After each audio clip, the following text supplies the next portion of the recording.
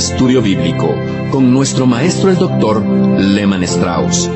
Este estudio es el resultado del tiempo personal con el Señor, el ministerio pastoral y la experiencia en conferencias bíblicas del Dr. Lehman Strauss.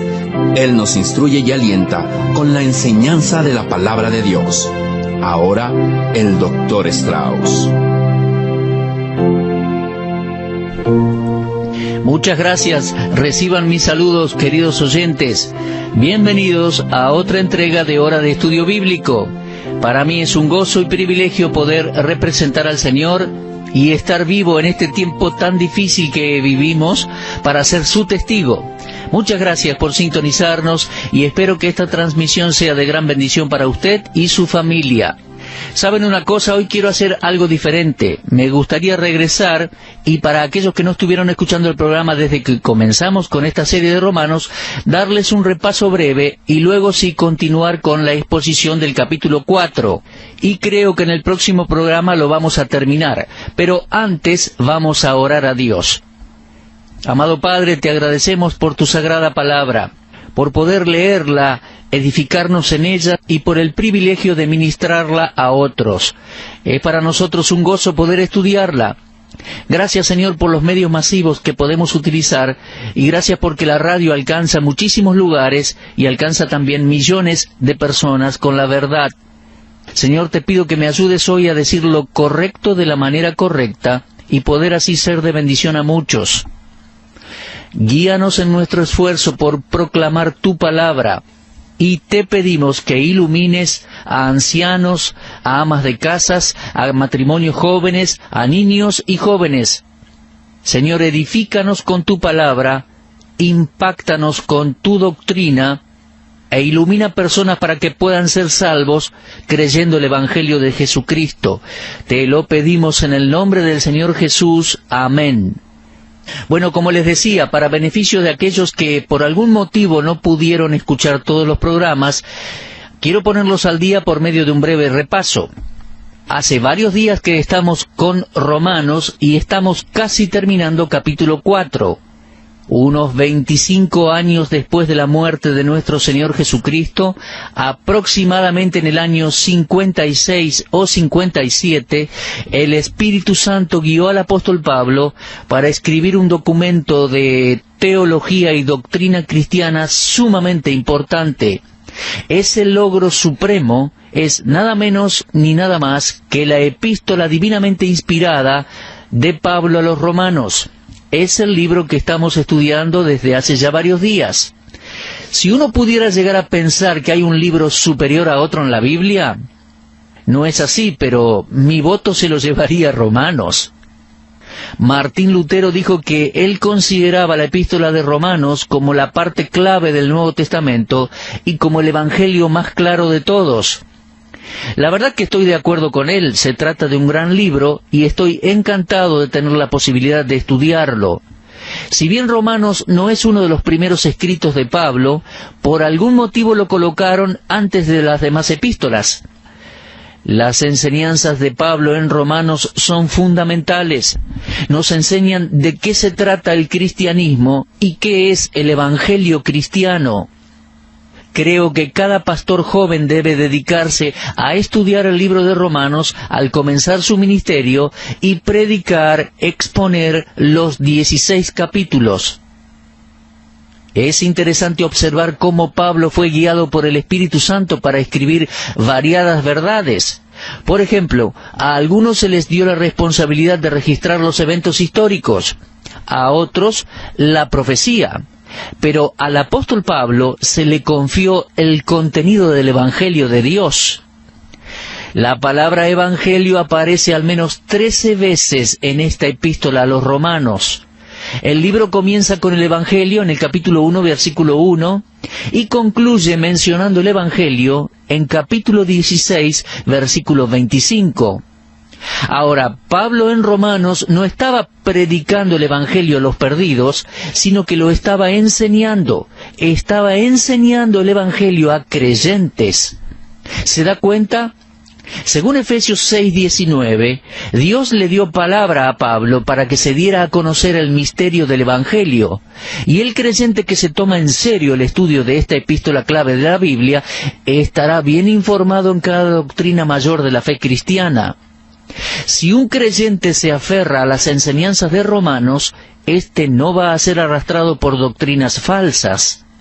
Una de las experiencias espirituales más grandes en mis años de creyente la recibí cuando estudié por un año la epístola de Pablo a los Romanos. Esa experiencia de estudiar Romanos por un año me fortaleció tanto espiritualmente como intelectual y emocionalmente, dándome una nueva apreciación por el plan divino de salvación. Cuán santo y justo es nuestro Dios, que puede perdonar y salvar pecadores y permanecer siendo justo. Ahora, Romanos tiene un tema. Pablo anuncia el tema en Romanos 1:17, y ese tema es la justicia de Dios. Capítulo 1, versículo 17. Déjeme decirle que la palabra justo o justicia aparecen al menos 55 veces en Romanos. Y en Romanos usted va a encontrar la justicia de Dios declarada, definida y delineada de una manera más completa que en cualquier otro libro de la Biblia. Es el tema que Pablo enfatiza. Es la palabra más importante en toda la epístola. ¿Se da cuenta? Hay una justicia que satisface a Dios. El hombre no la posee y sin ella jamás podría entrar al cielo. Ahora, ¿esta justicia está disponible para nosotros los pecadores? Y de ser así, ¿cómo la obtenemos? Es aquí donde la maravilla y la magnitud de la epístola de los Romanos brilla con más esplendor. Pablo muestra exactamente cómo es que la justicia de Dios llega a cada persona. No es por medio de un proceso complicado, sino que es por medio de la fe en el Señor Jesucristo. La justicia de Dios que es por medio de la fe en Cristo. Ahora, ¿qué queremos decir con fe? Bueno, la fe indica al menos 3 elementos. En primer lugar, darse cuenta de algunos hechos. Al decir esto, me refiero a que hay una apelación al intelecto. Hay ciertas cosas que uno debe saber.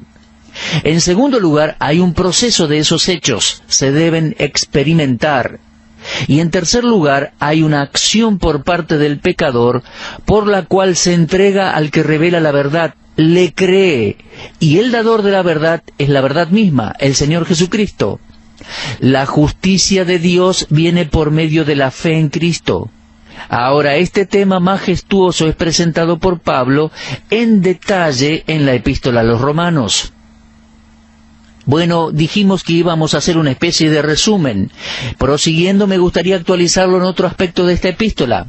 Se trata de una cita, de una mención de la Escritura. Ahora, las únicas escrituras disponibles en la época de Pablo eran las del Antiguo Testamento.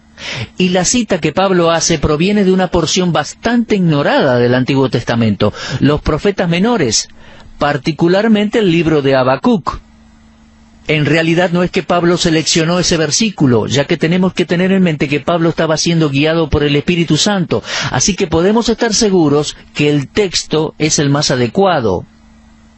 Es un versículo corto, pero este versículo está impregnado de significado y el libro entero de Romanos descansa en él.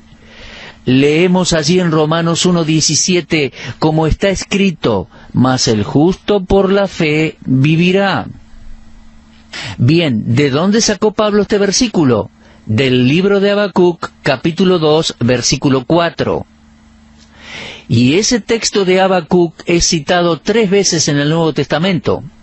En Romanos 1:17, en Gálatas 3:11 y en Hebreos 10:38. Y déjeme decirle que cuando a este texto lo dividimos en 3, encaja a la perfección en cada una de las epístolas que les mencioné y aparece. El texto dice, mas el justo por la fe vivirá. El justo por la fe vivirá. En Romanos 1:17 se enfatiza el justo. Ahora, ¿quién es el justo? Bueno, el que fue justificado por Dios. que fue declarado justo por Dios. Recuerde que justificación es el acto soberano de Dios por el cual declara justo a todo el que acude a Él por medio de la fe en Cristo y su obra, su muerte sacrificial, sustitutoria y su resurrección. ¿Lo ve? Se trata de un término legal o judicial, que significa que el juez divino, Dios, declara oficialmente al pecador arrepentido como justo, justificado. Mi amigo, la justificación no es nada insignificante en la vida cristiana. Es la mayor bendición con la cual Dios ha bendecido a sus hijos. De esto se trata Romanos. Eso lo vamos a ver entrando a capítulo 5 incluso. Allí Pablo dice que al ser justificados por la fe, tenemos paz con Dios y tenemos, y comienza una lista de todas esas bendiciones que acompañan a la salvación. Así que al versículo de Habacuc lo podemos dividir en 3. El justo, por la fe, vivirá. El justo, Romanos. Luego encontraremos la palabra vivirá. Habiendo sido declarado justo por Dios, viviremos. ¿Se da cuenta? La justicia y la vida son inseparables. Una persona injusta no tiene vida eterna porque está muerta espiritualmente. Estaba aislada de la vida de Dios. Lo dice Efesios 2:1. Él os dio vida a vosotros cuando estabais muertos en vuestros delitos y pecados. Y Efesios 4:18 dice, ajenos de la vida de Dios. El Señor Jesús dijo en cuanto a sus propias ovejas, yo les doy vida eterna, no perecerán jamás. Lo leemos en Juan 10:28. Y Él le dijo a Marta, yo soy la resurrección y la vida. El que cree en mí, aunque esté muerto, vivirá. Y todo aquel que vive y cree en mí, no morirá eternamente. Lo leemos en Juan 11:25 y 26. La justicia y la vida van juntas. No las podemos separar. Y Pablo testificó de eso en Gálatas, cuando escribió, con Cristo estoy juntamente crucificado y ya no vivo yo, en Gálatas 2:20. Así que el justo, por la fe, vivirá. La tercera parte tiene que ver con la fe. El justo por la fe vivirá. Y nos preguntamos, ¿qué es la fe? Fe es creer, es confiar, es aceptar por completo. Significa una convicción inamovible que algo es verdadero. La idea de la fe se enfatiza en la epístola a los Hebreos. Después de ver la referencia a Habacuc en Hebreos 10:38, es que tenemos la gran sección de la fe en Hebreos 11. Ahora, a mi juicio, la división allí en el texto entre capítulo 10 y 11 de Hebreos no es buena, porque la fe es el tema principal del capítulo 11, pero comienza con Hebreos 10:38. Sea como sea, lo fundamental allí en Hebreos es que la fe es el principio bajo el cual el justo va a vivir. Es el principio que controla la vida entera. El verdadero fruto de la fe se va a encontrar a donde esté la verdadera raíz de la fe. Y vemos en Hebreos 11 que por más severas que hayan sido las pruebas, la fe va a hacernos avanzar. Para el creyente la fe es una forma de vida. El problema más grande del hombre en la actualidad es la injusticia, por lo cual el corazón del hombre exclama, ¿cómo se justificará el hombre con Dios? Lo leemos desde la antigüedad en Job 9:2. Y la respuesta está en Romanos. Dios tiene un plan por el cual va a proveer justicia a los injustos, y ese plan es desarrollado y discutido en la epístola a los Romanos. El justo por la fe vivirá. Y Pablo lo llama el Evangelio de Cristo, ya que en el Evangelio se revela la justicia de Dios. Y Dios tiene un solo estándar de justicia para toda la humanidad. Es la justicia de Dios, y Él ha provisto un medio por el cual los pecadores, culpables, que son injustos, pueden ser declarados justos. Así que, si usted recién ahora comenzó a escuchar el programa, lo invito a que venga con nosotros y visite esta maravillosa Catedral de la Verdad. Nos referimos a la epístola a los Romanos. Aquí encontrará joyas y riquezas de Dios y de sus verdades. Eso es lo que vimos en Romanos hasta ahora. Y estamos tratando el tema de la justificación. Miren, capítulo 1, 2, 3, el apóstol acusa a los seres humanos de pecado y llega a la conclusión de que todos están condenados. Pero desde Romanos 3:21 en adelante comienza a hablar de la justificación por la gracia de Dios y la fe en Cristo Jesús. En Romanos capítulo 4 ilustra la justificación por la fe, hablándonos de la vida de Abraham y del perdón que Dios otorgó a David, perdonando sus pecados. Y avanzando por capítulo 4, en el programa anterior llegamos hasta el versículo 19. Y estábamos tratando con Abraham, ya que Pablo usa a Abraham como ejemplo, como ilustración de la justificación. Y les digo, la justificación es por la fe, aparte de obras, aparte de la ley, e incluso de manera independiente a todo obstáculo. Ahora bien, ¿hay obstáculos para creerle a Dios? Sí, claro que los hay. Los versículos 19 al 25 de Romanos 4 lo dejan bien en claro. El Dios de Abraham, que es el Dios de la Biblia, y Dios y Padre de nuestro Señor Jesucristo, se muestra como un profundo contraste a los falsos dioses del hombre. Una de las marcas de distinción, entre otras, es la omnipotencia de Dios. Solo Dios es todopoderoso. El hombre no lo es. Satanás tampoco. Y los dioses imaginarios del hombre tampoco son omnipotentes.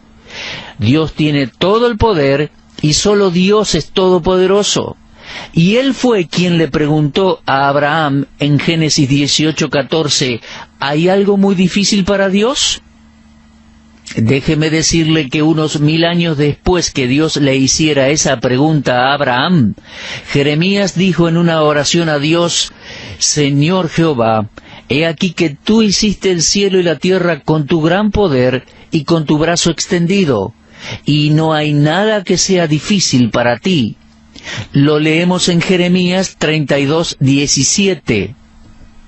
Mi amigo, cuando Dios se declara, no hay obstáculo que sea lo suficientemente grande que lo estorbe en llevar a cabo lo que ha prometido. Esta es la base de la seguridad del creyente. Entonces, podemos concluir con que la justificación es independiente de todos los demás obstáculos, y no hay nada que pueda prevenir, aparte de Dios mismo, que un pecador arrepentido sea justificado. Los obstáculos pueden estorbar a uno cumplir sus deseos, pero no cuando Dios está presente. En el caso de Abraham, los obstáculos eran grandes. Él era una persona anciana, su esposa no podía tener hijos. Vamos a ver esos obstáculos.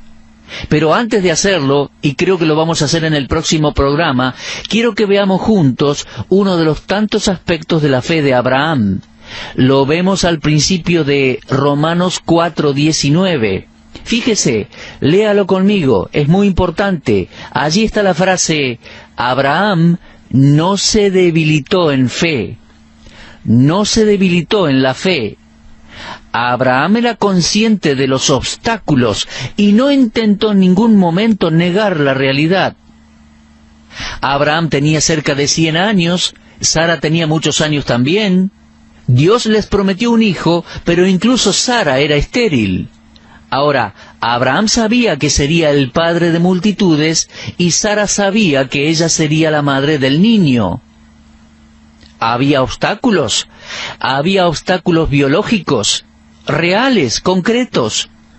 Y hay algunos que piensan que al negar la realidad es posible librarse de los obstáculos, pero eso no es la verdad.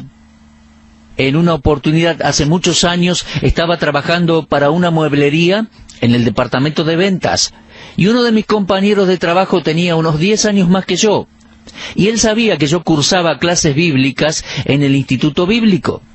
De vez en cuando conversábamos, pero siempre que yo mencionaba el pecado o las enfermedades, él se alejaba.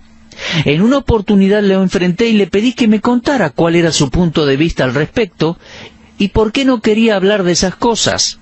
Y me respondió con una sola frase. Me dijo: las enfermedades no existen, son un error en la mente mortal. Bueno, pasó el tiempo y una mañana vino a trabajar con anteojos.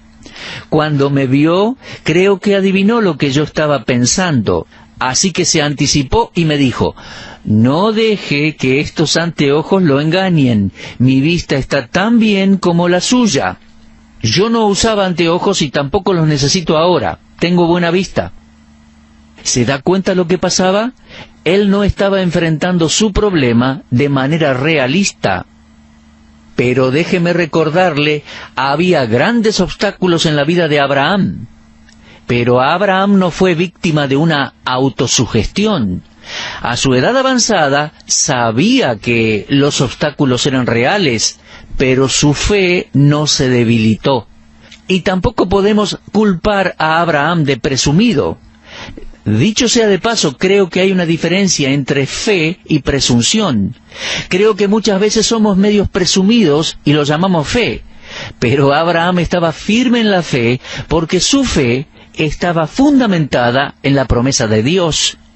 Y Abraham no tenía problema con su fe porque tenía un Dios grande. Él no estaba enredado en autosugestión, ni autodecepciones, o en la trampa de una presunción. Aunque pienso que deben haber habido muchos susurros de duda, golpeando allí en su oído, pero leo aquí que su fe no se debilitó. Es que cuando una persona decide creer en el Dios de la Biblia, esa persona puede perseverar confiando en Dios más allá de los obstáculos que se presentan en esta vida. Y déjeme recordarle también que llegó un día en la vida de Abraham en que su fe se debilitó al escuchar los susurros de la duda, y Dios fue quien lo rescató y lo restauró para que superara todos esos obstáculos. Mis amigos, los hombres y mujeres que están firmes en la fe son aquellos que creen en un Dios grande. Y no es cuestión simplemente de creer sin fundamento, es cuestión de creer en la persona de Dios y creerle a Dios lo que Él ha dicho en su palabra. Y su palabra está escrita en la Biblia hoy en día. ¿Mi amigo tiene obstáculos en la vida de fe? Claro que los hay, y vamos a estudiar cuál era el obstáculo y cómo hizo Abraham para superarlo. Pero lo vamos a hacer en nuestro próximo programa, si Dios quiere. El tiempo por hoy se ha agotado y debemos continuar en el próximo programa. Le recomiendo una vez más, por favor, lea el último párrafo de Romanos 4 y ya ingrese en su lectura y meditación personal en Romanos capítulo 5. Si Dios quiere, nos volvemos a encontrar en este mismo lugar de la radio. Será hasta entonces y deseamos que Dios le bendiga ricamente. Usted estuvo escuchando Hora de Estudio Bíblico con el maestro el doctor Lehman Strauss. Si desea escuchar una vez más este mensaje, visite nuestra página en la internet www.bbnradio.org. Le dejamos la invitación para que el día de mañana nos acompañe aquí, en este mismo horario y punto del dial. Hora de Estudio Bíblico es una producción de BBN.